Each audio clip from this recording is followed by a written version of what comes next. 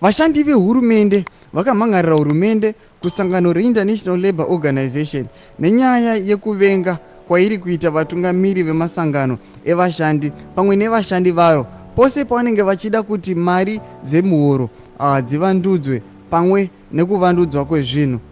Aiwa ndisandapinda mashoko aiwa aripotewa aiwa government yaidi munakagwa kuInternational Labour Organization Ilo vanhu vazhinji munoiziva ndopano kuti bva wasubscribe ulike utina on the bell icon. Saka tichiona mashoko avataura monyogwa muchinzi sekutaura kwevashandi vehurumende kuchinja kwekushandisa mari dzemuhoro yeZimbabwe kubva muna 2018 kwakavapinza muurombo mushure mekunge chikwata chenyika ichi chakaparadzwa nekushomeka kwemari.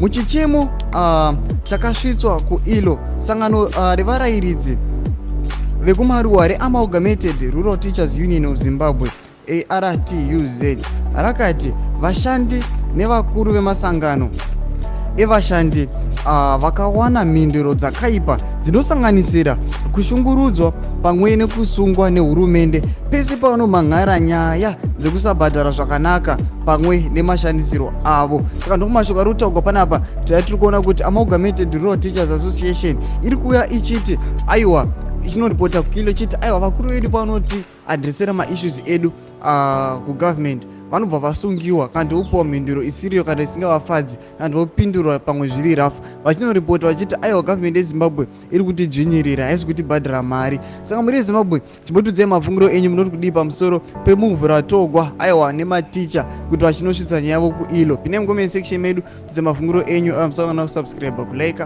channel tina on the bell icon.